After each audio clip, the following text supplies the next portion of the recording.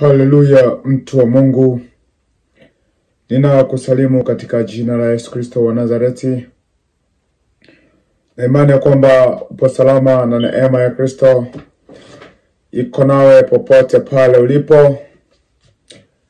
Leo naomba nizungumze na wewe kuhusiana na kanisa zuri ni lipi, ama kazi ya kanisa ni nini. Maana kitu kizuri utambulika na kazi kinachofanya.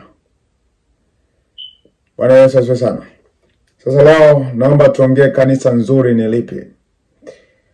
Najua kuna watu ambao ni wapambe tu wa madhehebu yao na makanisa yao. Wanajua uovu unaoendelea kwenye makanisa, na wanajua dhambi ambazo zinazotendeka kwenye makanisa yao, lakini wamebakilia tu ni mashabiki. Ili ni kanisa letu, ili ni kanisa letu, tuko kiroho, usiseme kanisa letu. Lakini mimi nataka nikuoneshe kazi ya kanisa ni nini. Kazi ya kanisa ni nini, ama kanisa zuri ni lipi? Kwanza nitaomba tuanze hivi. Kanisa ni mkusanyiko wa watu waaminio. Mkusanyiko wa watu waaminio, hilo ni kanisa kwa sehemu ya kwanza. Sehemu ya pili, kanisa ni moyo wa mtu. Na nikwambie kitu kimoja, mtu wa Mungu. Kanisa kubwa sio lile linaloonekana kwa muonekano mkubwa. Ama kanisa kubwa sio lile lililoanzishwa na wazungu. Ama kanisa kubwa sio lile lililoanza zamani kama kanisa la Catholic na makanisa mengine ya Kimethodist, makanisa mengine. Ile sio kanisa kubwa. Naomba tuelewane vizuri. Sababu moja kati ya kitu ambacho tunachojichanganya nacho ni kwa kutokujua kanisa lililotangulia na kanisa kubwa. Kumbuka Yesu alishasema walionitangulia ni wezi na wanyang'anyi. Mwizi ndo waga anatangulia. Na maana Yesu alianza kuja kushindana nao ni hao waliowaita wezi na wanyang'anyi. Sasa mimi naomba nikuoneshe kanisa nzuri. Kanisa nzuri utajua kwenye vipengele hivi vitatu. Kanisa nzuri kabisa utajua kwenye vipengele hivi vitatu. Kipengele cha kwanza ni kanisa ambalo lina uwezo wa kukuponya, wa kukufanya uwe na afya, uwe na uzima, usiwe na umwa ovyo. Hilo ndilo kanisa la kwanza la ukweli. Kanisa ambalo litaponya magonjwa yako kweli kweli. Achana na makanisa ambayo yanaangusha watu, wanadanganya watu kwamba wanaponya magonjwa kwa kuangusha watu. Kanisa ambalo litakuwa na uwezo wa kukuponya kweli kweli. Bwana Yesu asifiwe sana. Sasa nikusomee ile andiko kwanza. Nikusomee haya maandiko. Zaburi ya 103 na mstari wa 3. Anasema akusamee maovu yako yote, akuponye magonjwa yako yote. Unapomwamini Mungu kabisa, Mungu shughulika kwanza na afya yako. Ndio maana unamwona Yesu aliwaponya watu akamwambia msitende dhambi tena.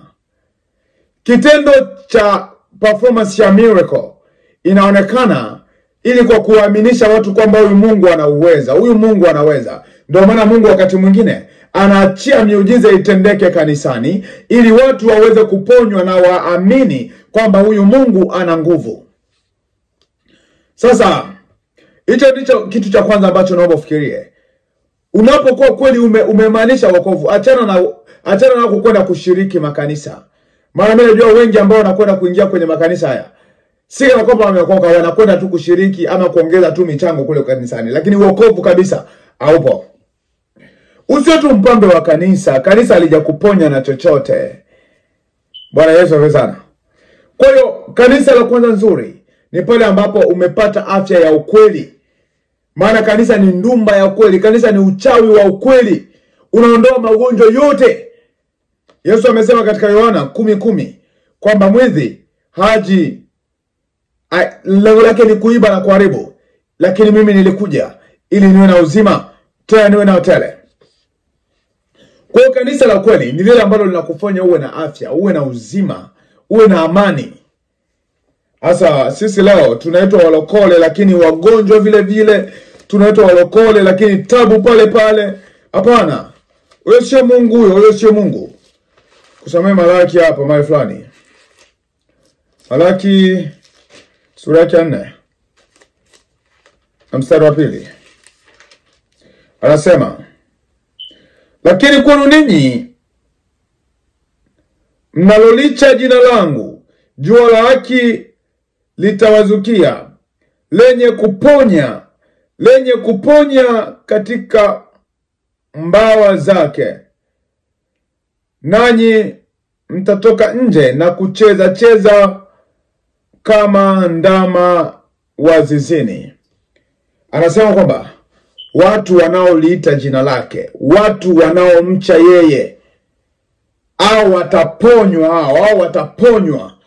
Sasa mimi nakwambia, kama unasema kwamba unamcha Bwana na bado una magonjwa ambayo yanakusumbua, ujiangalie kama kweli Bwana unamcha kweli kweli, ama kuna mahali hujakaa sawa. Huyu Mungu huyu kweli sio jambo rahisi kumwabudu na ukiwa na magonjwa. Huyu Mungu huyu. Yeye sana. Hawakuwa na magonjwa baba zetu waliotangulia. Kwa hiyo ukimshika vizuri huyu Mungu, ibada ukizifanya sawa sawa, ana uwezo wa kukuondolea magonjwa yote. Achana na Mungu ambao unaaminishwa na makanisa haya ambayo anasema ni makanisa makubwa. Umebebeshwa tu li kanisa, unapewa licheo kanisani, mimi magonjwa ni pale na unarizika tu. Hilo sio kanisa. Sasa kipengele cha pili. Kanisa ni mahali ambapo mtu unakwenda kusemwa. Mtu unakwenda kuambiwa makosa yako.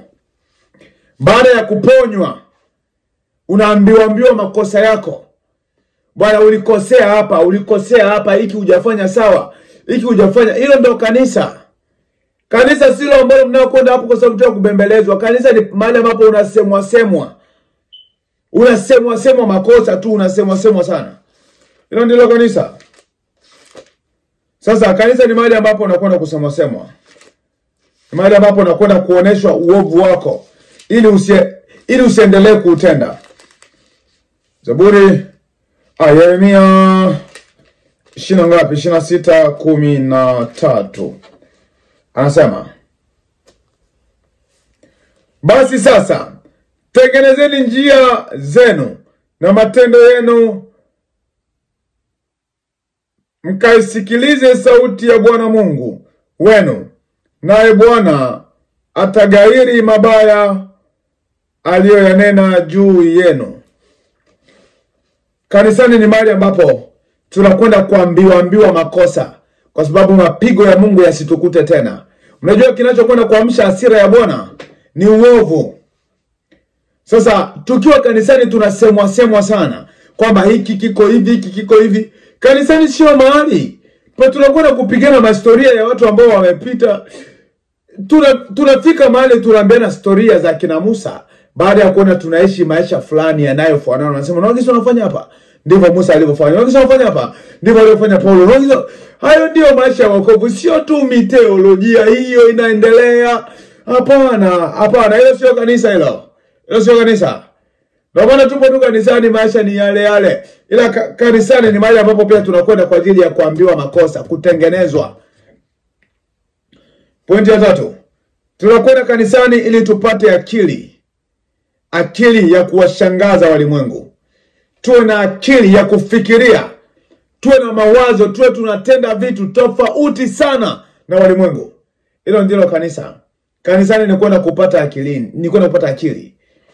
Yaani kanisani ni kwenda kupata akili ya kutenda vitu kwa akili, ama ya kufanya vitu ambavyo wengine wote wanaogopa. Mfano mimi juzi nilitoka nje nikahubiri nje Marekani, ambao mnasema kwamba hawahubirigi nje. Ule ujasiri ule sio kitoto ule. Ule ni ujasiri ambao una nguvu ya ibada nyuma yake. Sasa hayo ndio ambayo kanisa linafaa litengeneze, li create mazingira kama na hayo. Kama ulikuwa unasikia uoga wa kufanya kitu kutokana na fundisho zinazoendelea kanisani, unajisikia tu unakuwa mwepesi sana, unasema hili ninaliweza, hili ninaliweza. Matendo ya Mitume. Matendo ya Mitume ngapi? 4:13.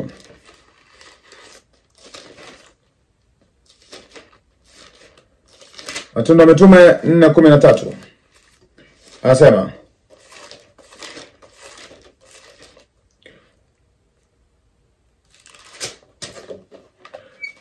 basi walipoona ujasiri wa Petro na Yohana na wakajua ya kuwa ni watu wasio na elimu, wasio na maarifa, wakastajabu, wakatambua ya kwamba walikuwa pamoja na Yesu. Uwe ni mtu ambaye utakayefanya vitu vya akili. Uwe ni mtu ambaye utakayefanya vitu ambavyo vitashangaza walimwengu. Nimeshakwambia ujasiri nilionao sio wa bure tu. Ni wengi ambao wanatamani wangezungumza chochote, lakini hawana yani hawafanyi ibada, wanakwenda tu kanisani kutania, lakini hawafanyi ibada kweli kweli. Lakini mimi kwa sababu ya nguvu ya ibada ninajisikia naweza nikafanya chochote na yeyote asinifanye chochote. Wapo sana. Kama ni kufungwa tunafungwa, lakini ninaweza nikazungumza chochote ili mradi tu nimeona hili sio haki, naweza nikalizungumza, hili ni haki, naweza nikalisifu. Lakini ujasiri sio bure, unatokana na nguvu ya ibada nyuma yake. Sasa tunakwenda kanisani. Tunakwenda kanisani ili tupate akili ya kwenda kugeuza vitu, sio kwa sababu ili twende tuchangishwe michango ama twende tuangushwe chini. Twende tupate akili ya kuepuka kuangushwa chini. Ndio maana ya kanisa. Kanisani ni kwenda kupata akili. Maana kiasili wanaokuja kanisani ni ambao tayari wameokoka. Kwa hiyo hao inatukasa wafundishwe namna gani ya kushinda sasa dunia. Ndio maana Yesu aliomba kwamba sijaomba uwatoe duniani bali waepushe na wale mwovu. Kwa kanisani tunakwenda kupokea akili. Tuishije duniani hapa? Tuishi kwa akili gani kwenye kazi zetu, kwenye maisha yetu ya kawaida, kwenye nyumba zetu, tuishije? Ndio maana ya kanisa, ili tusaidie. Maana kanisa ni kitu ambacho kilikuja ili kitutie kwenye utaratibu mzuri, tuishi na vitu vingi, yaani tusiwe na stress. Wapo sana. Kusomea hapa, alisemaje hapa alivyoanza kanisa? Sikia haya maandiko haya, sikiliza maandiko. Mathayo. Sema Mathayo 16. Mstari wako ngapi? Mstari wa 18. Anasema, nami nakwambia wewe ndiwe Petro, na juu ya mwamba huu nitalijenga kanisa langu, wala milango ya kuzimu haitalishinda. Nami nakwambia wewe ni Petro. Baada ya Petro kuulizwa unanijua mimi ni nani? Sema wewe Yesu. Sasa Yesu anamwambia, wewe, nami nakwambia wewe ni Petro, na juu yako nitalijenga kanisa. Sikiliza neno la Yesu hapa, ambalo milango ya Adezi ama kuzimu haitoshinda. Yaani kila hali chafu, dhambi, tabia chafu, magonjwa hayataweza. Ndio maana nakwambia wewe kama ni Mkristo, magonjwa unayo, pressure unayo, kisukari na magonjwa mengine, ujue kuna sehemu ambayo hakujakaa sawa ndugu.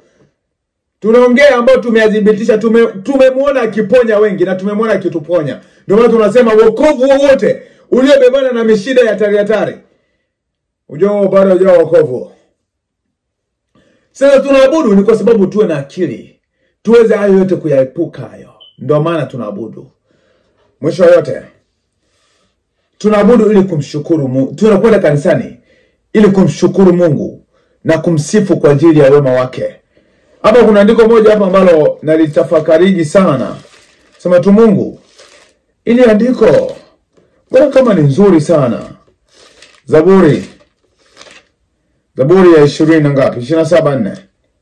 Msikia anasemaje hapa? Anasema, neno moja nalitaka kwa Bwana, nalo ndilo nitakalolifuata, nikae nyumbani mwa Bwana siku zote za maisha yangu, niutizame uzuri wa Bwana na kutafakari hekaluni mwake. Sikiliza maneno ya Daudi. Neno moja nalitaka kwa Bwana siku zote, akae nyumbani mwa Bwana, akautizame uzuri wa Bwana. Kuutizama uzuri wa Bwana ni aje? Kutizama uzuri wa Bwana ni kuangalia watu ambao wameponywa na Bwana kanisani. Daudi amesema ni neno moja na alitaka nyumbani mwa Bwana, nikae humo siku zote, nikautizame uzuri wake. Uzuri wa Bwana ataona kwenye kibambazi. Uzuri wa Bwana anauona kwenye nyuso za watu walioponywa. Angalia ulimwengu alikuwa mzinzi, lakini Mungu alimponya. Yule alikuwa mlevi, Mungu amemponya. Huo ndio uzuri wa Bwana. Maana kiasili uzuri wa Bwana utambulikana kwenye maisha ya mwanadamu kwa yale mema aliyotutendea. Sasa Daudi yeye alitamani hayo baada ya kuona Mungu anavyowatendea. Ndio maana watu wanaabudu. Unajua watu wengi kama leo wanakuwa ni wavivu wa kwenda kuabudu, kwa sababu akiingia kanisani anaona tu kisura cha mchungaji. Aone uzuri wa Bwana kwa yeyote anaona ni watu tu waovu. Lakini kuna makanisa ukiingia unaona tu uzuri wa Bwana, unaona yule alibadilishwa, yule alikuwa hivi. Kuta kanisa imejaa tu maushuhuda. Na Daudi akasema tena, ninataka niwe bawabu, niwe aka kakomeo kale. Najua vitu vingine ambavyo vinavunja moyo kwenye makanisa yenu haya ambao mnakaa mnatetea ni maisha machafu wanayoishi watu. Unakuta mtu anaingia kanisani leo hana hata hamu ya kurudi kwa ajili tu ya watu waliomo kanisani. Sasa niombe, nenda kanisani, anasema akautafakari. Hebu nirudie kitabu hiki. Neno moja nalitaka kwa Bwana, nalo ndilo nitakalo litafuta, nikae nyumbani mwa Bwana siku zote za maisha yangu, ni utizame uzuri wa Bwana na kutafakari hekaluni mwake. Yani baada ya kuona uzuri wa Bwana, baada ya kuona watu walivyoponywa na Mungu, alafu aanze kutafakari. Kutafakari ni kufikiria kwa kina. Yani anaangalia huyu mtu angekuweje. Hilo litampa mtu moyo wa kuabudu. Ndio maana Daudi alitamani akae nyumbani mwa Bwana siku zote. Baada ya kuona watu walivyoponywa, watu walivyobadilishwa, anasema hapa natamani tu nikae nasikia. Sasa sisi leo hatutaki kwenda mahali pa ibada, maana hatujaona msaada wa Mungu. Kanisa nzuri sio hizo ambazo mnasema nyie kanisa kubwa. Mara kanisa la Waneno, mara kanisa la Hawa. Hizo sio kanisa kubwa. Sio Katoliki, sio kanisa kubwa. Sio Neo Apostoliki, sio kanisa kubwa. Sio Methodist, hiyo sio kanisa kubwa. Sio Mlima wa Suluhisho, hiyo sio kanisa kubwa. Sio Mlima Sinai, hiyo sio kanisa kubwa. Ni ile inaowasaidia watu kutokana na hatari nyingi zikiwemo za magonjwa na hatari za maisha. Hiyo ndio kanisa kubwa.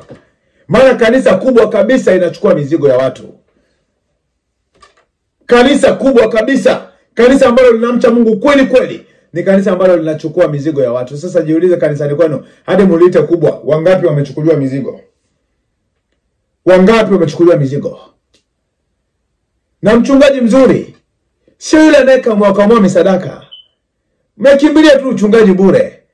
Uchungaji kabisa ni mtu ambaye anajaribu kujitoa kwa mali zake na kwa kila kitu chake ili awasaidie watu wanaowasimamia.